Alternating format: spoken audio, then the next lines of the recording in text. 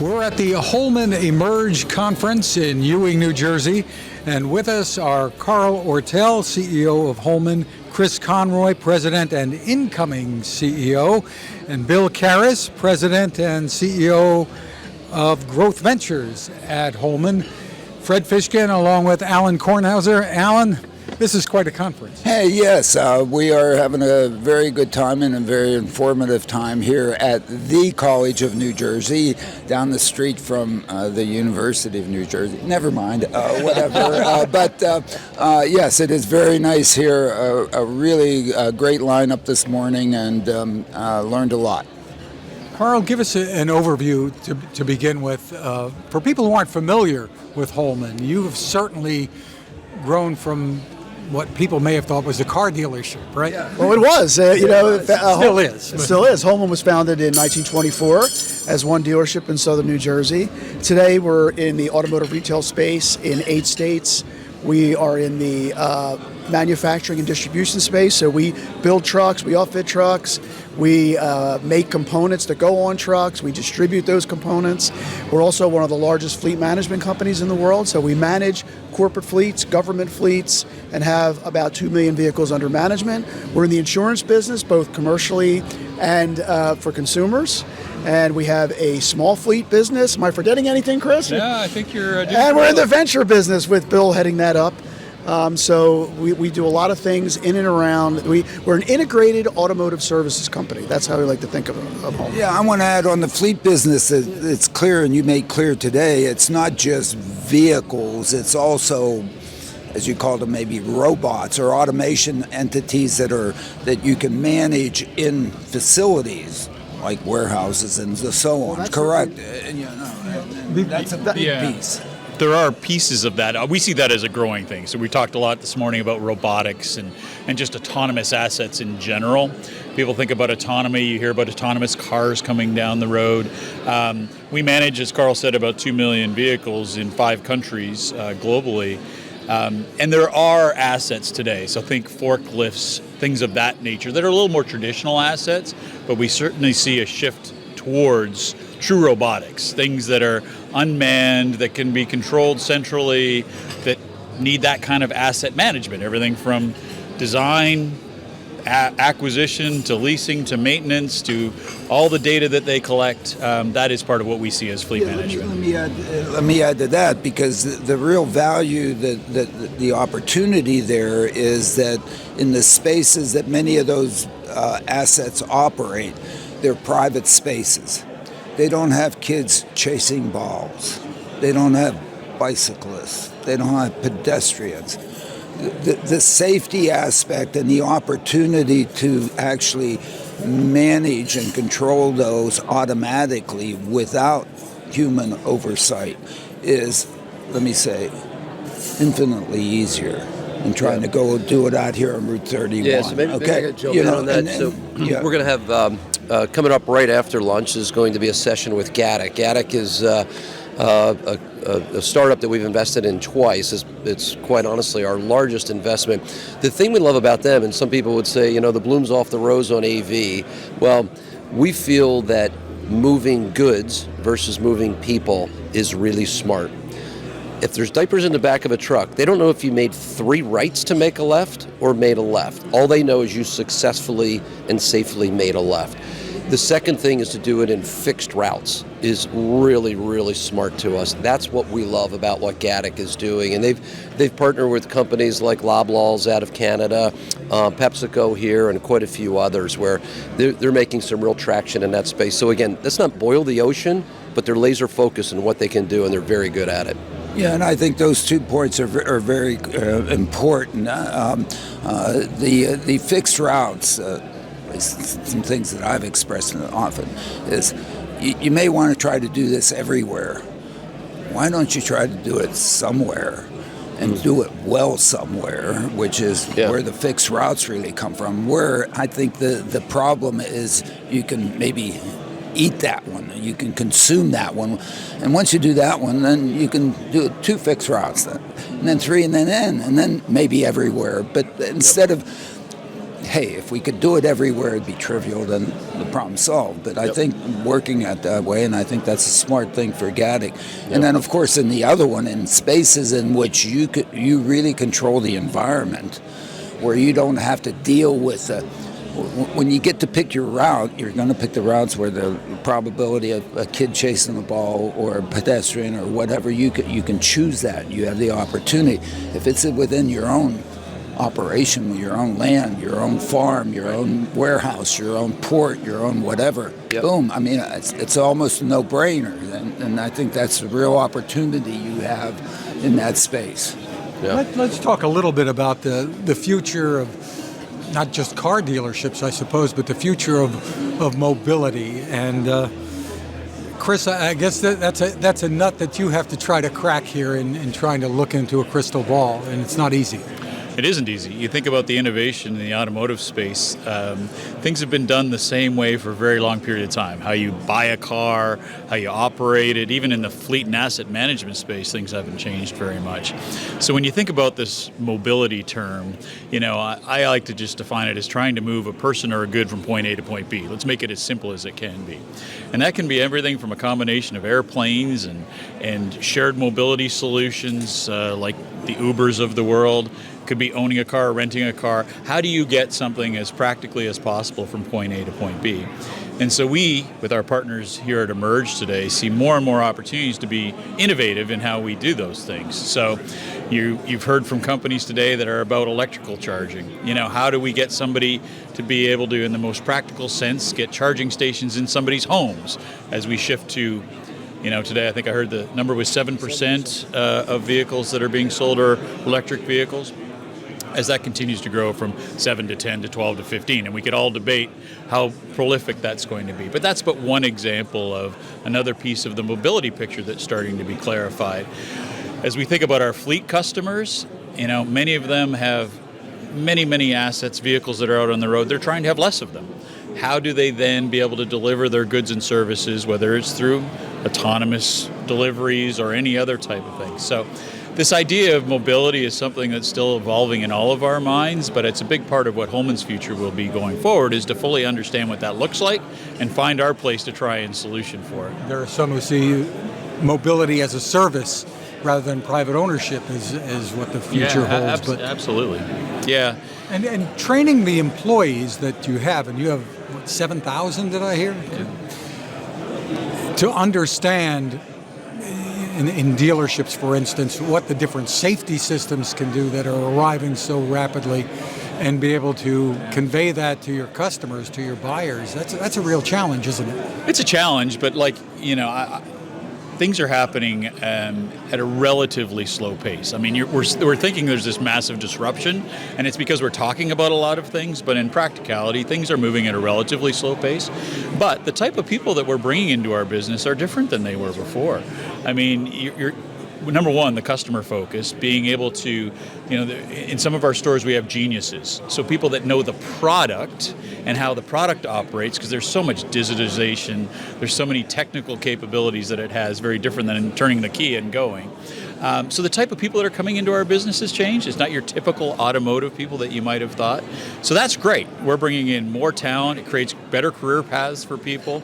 And at the same time, we're trying to create interest for our own people that, look, the future looks like this. We're going to be able to grow our business, do it in new and innovative ways that people find very interesting. So it's an exciting time.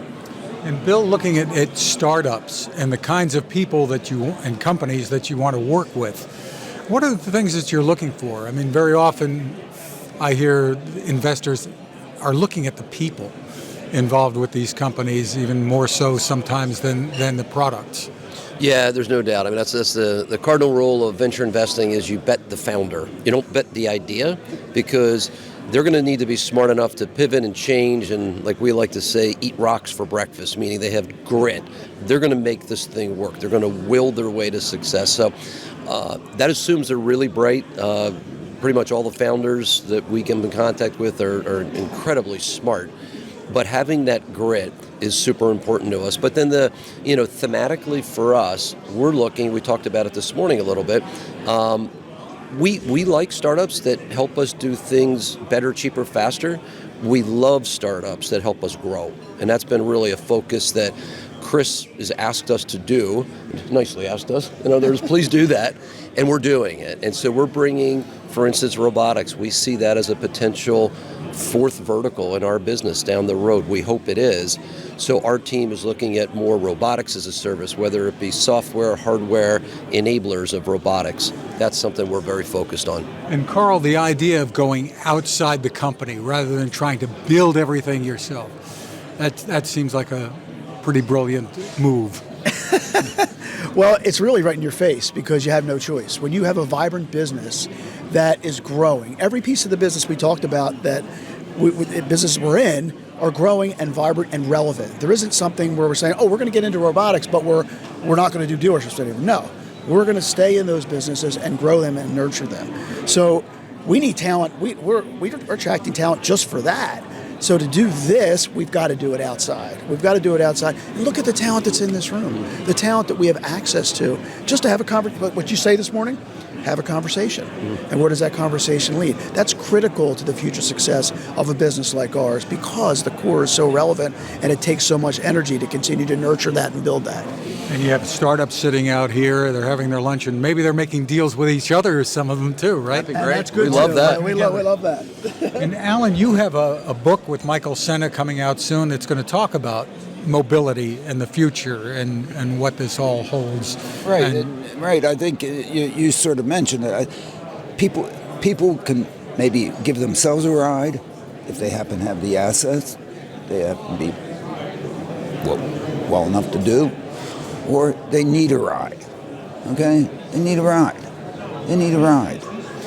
Sometimes you have to bum a ride here, bum a ride there. I remember I used to hitchhike with a sign so that I, provide information for the entity that might be able to give me a ride. I have some idea as to what the heck, it was information. I mean, the information associated with need, because in a sense, if you're going to be customer focused on this, you have to focus on the need, not to say, hey, I have a schedule out there that I'm running a route that you get to go between these points then. That's not very customer focused. Okay, you wonder why mass transit has 3% of the person trip market nationally. 3%. They're almost useless. I mean, except in New York City or something like that, or to go to the city, right? Why? Because where's the customer focus? It makes the customer focus on what they have to offer, okay? And in some sense, the airlines are the same way, but it's tough for us. Unless you really have a lot of money, you have your Gulfstream, and never mind it. But, it's, so the focus on the individual then makes it, and the customer makes that focus, but the opportunity to now have to put it together with the information to be able to deliver the service when somebody needs a ride, or when a package needs a ride, or whatever, or the way it's all being set up out of the warehouses. My goodness, what is it now taking 11 minutes to get a package to the delivery point after I order it to the point on the dock that now have it put on the whatever that can then bring it to my house. Well, I think it's interesting that technology, what we find is technology enables us to do things at a faster and better rate, but then customer expectations go up. And that's why we have to just continue to reinvent what we do, because it's a never-ending journey of expectations rising. And a lot of it is us just doing things better, and then the customer expects, and it's great. And it's great for productivity. It's great for our country to do all that. So there's a greater goal for us. I mean, obviously we do this because we are a for-profit business, but we also bring a greater good to our clients, and it's super important to us. And there's generational shift, too, that's been going on where everybody expects an app to do everything. Yeah, you improve quality of life. I mean, that's what you do, because if in fact you end up delivering, with the customer focus, something that makes me a happier camper. Okay, I mean that's the whole bit. I mean, it's the reason we want to travel. We want to travel because we want to go someplace because we're going to be happier campers. I'm here because I want to be here. Okay, luckily I got to be here. What happens if I couldn't have gotten a ride? I would have been a less happy camper. I mean, it all fits in, and love it. Love all you're doing. And anyway, it's great. Thank you for inviting us. We're happy to be here. Oh, we love the fact that you are here, and I'm glad you're able to spend time with us today. So thank you. Thank you, Carl, Chris, and Bill. Thanks for putting this on. A terrific conference, and thanks for spending time with us. Thanks very much, Fred. That's fantastic. Thank you. Our pleasure. We're at Holman Emerge, a conference featuring a variety of automotive startups.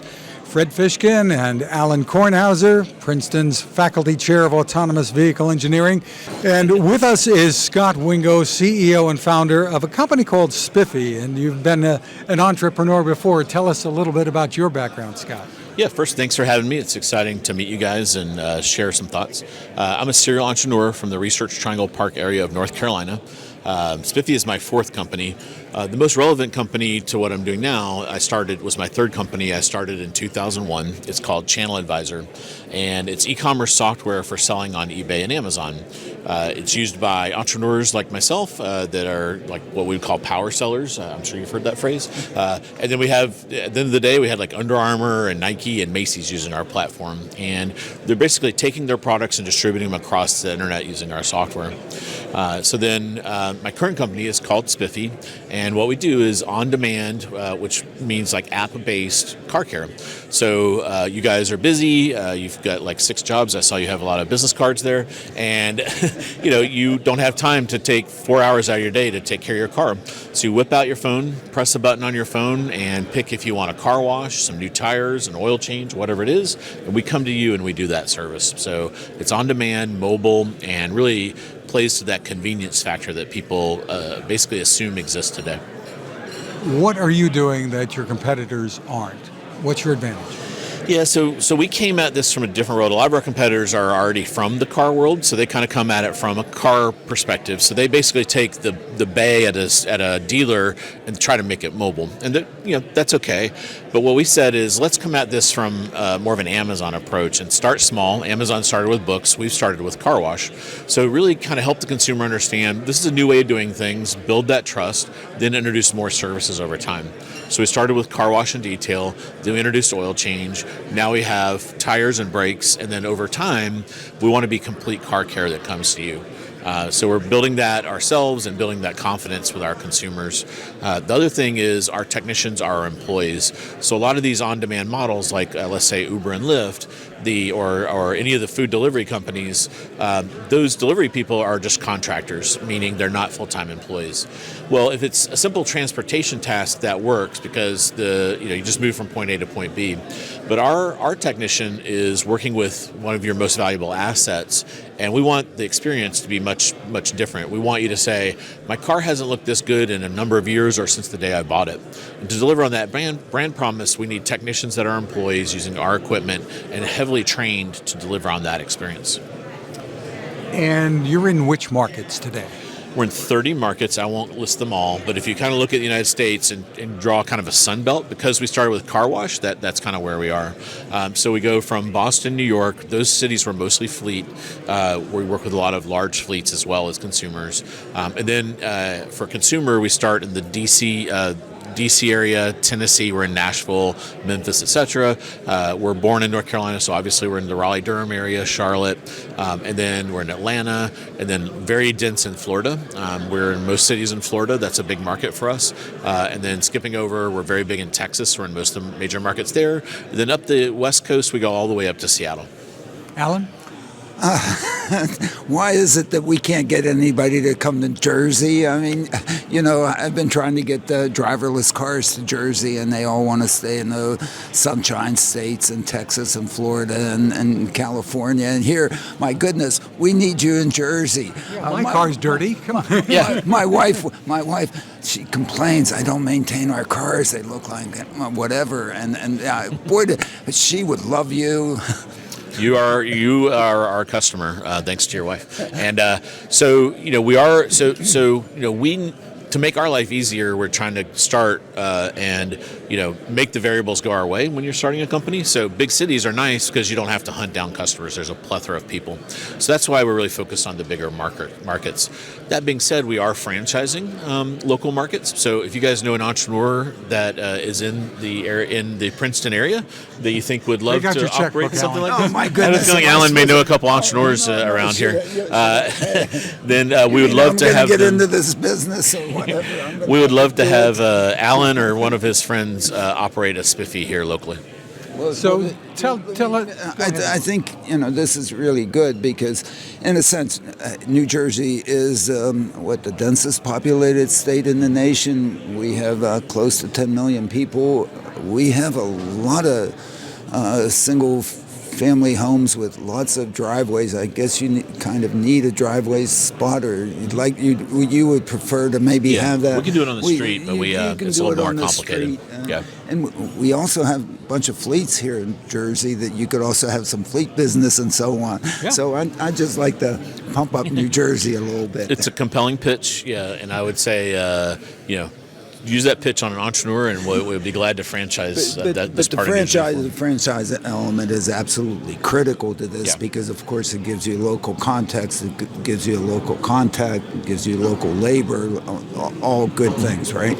Yeah, and they, part of our franchise agreement is it's an orthogonal experience. You wouldn't know what that means, but it's like it's the same experience. It's the same experience across. So we're trying to be like Starbucks, where if you get a Spiffy from a franchise in New Jersey, it's the same as if you got it in San Francisco or Raleigh or whatnot. So there's a very a detailed playbook on how to deliver and do what we do. We train them with our corporate trainers. They use our vans and equipment. The app is the same app. Everything is so we've spent a lot of time trying to preserve that customer experience. And there's a specific menu of services, right? I mean, you can't do everything that's needed, a big repair job, right? So what another thing our competitors have done is go really heavy into repair, and repair is great, and we'll get there eventually. The problem with starting with repair is it's got an unknown amount of time and complexity. So you go to the customer and you do a diagnostic, and then Murphy's Law is that you will not be able to solve whatever's wrong with that car. You will have to go figure it out, create a list of parts, order those parts, and come back. The customer probably wants some time to think about it, because they come and say, all right, we looked at your car, we think there's $400 worth of work here, and you want to kind of think about that kind of a purchase. So that's complicated. What we offer is basically four things. Do you want a simple car wash? A simple car wash, we call it a Spiffy and Shine, which includes the wax, and then our beginning detail is called an Awesome, and then our high-end detail is called a Totally Awesome. So we have 4 SKUs to use e-commerce. We have four products, and we know exactly how much time they take. We also input your vehicle, so there's a little bit of a price difference between a smart car and a Suburban. We charge more for the Suburban and less for the smart car, and then an oil change, and that's really it. So then also brakes. So there's really kind of 6 things we sell, and that makes our life easier, and we think it makes it easier for the consumer to understand. Traditional detailers use a Chinese menu approach that kind of like it's complicated because it gets you to buy a lot of upsells and things. And then at the end of the day, you think you're getting something for $100 and you spent like $300. We think that's a problem in the car care industry because the customer feels like they were bait and switched. Some of the quick lube places do this, where you'll see a sign for a $40 oil change. You're like, that's great. Then you go in there and that's conventional oil. Modern cars don't use conventional oils. They use synthetic. So it's kind of, you're kind of like, well, that's weird. Why would you advertise that? And then it doesn't actually include all the oil you'll need. And sometimes it doesn't even include the filter, which you always need, or a tire rotation. So they've bait and switched you with this little low core price, and then you go in there and you spend $150, which it works for them financially because they acquire the customer with that trick, but then it doesn't create a long-term good feeling and customer satisfaction to that brand. So how do you bait and switch? Or I know you don't bait and we switch. We don't bait and switch. No, I understand that, but I couldn't think of a nice way to ask you. I mean, how do you try to upsell a little bit at least, or provide greater service? I mean, that I need that I didn't even realize I needed. Yeah, our mindset is we want to earn it. We don't want to fake you out to get it. So for example, when we wash your car, we're going to check your tire treads, and we're going to send you a note that says, "Hey, your rears are a little low. They're kind of yellow going to red. You need new tires." Now, we would like to earn that business, but it's unlike a traditional car care where the car is stuck on a lift, right? I didn't hear you say you did tires. So we do tires. Oh, you yes. do tires. Yep. So Yep. I was going to ask you, Yeah. but I guess I missed it. So we would like to earn. But you're not carrying around a van full of tires for every kind of vehicle, so this Correct. would So then take some time. that's one where we then 2 days later can come back and do the Right. tires. I mean, you can go to Tire Rack or wherever you go. I mean, Yeah. I just bought tires for my car. Okay, so what did I do? I went to Tire Rack. They were sent to the Kingston garage. I had to go to Kingston garage, drop the car off. They put it on and so on. Then I get home. I took an Uber home or something. I had to go back get the car. Wouldn't it have been nicer if it was just done in my driveway? You could have run it down. Yeah, so we're a Tire Rack partner. So in Tire Rack, where we are, you can choose us for install. Yep. How did I not see? Oh, We're not you're not here. Jersey. We're not here. Damn it. Yep. How quickly can you scale this? Or you can buy the tires from us as well. How quickly do you feel you can scale all around the country? All around the country is a big ask. In some ways, the reason we're only focused on the largest 40 metros is talking to Amazon when they rolled out their same-day grocery delivery. They only did 40 metros, and they could get to 85% of the prime housetops. So that gives us a pretty good footprint. And then the way we do the rest is through franchising. That's how we get to the long tail. For more info, where should we send people? Yeah, our website is getspiffy, GETSPIFFY.com. And then if you want to connect with me, LinkedIn is probably the best. And I'm Scott Wingo, Scott with just one T, SCOT, Wingo, WINGO. Scott, thank you for spending time with us. Thanks for having me. I had a great conversation. Thank you. Thank you.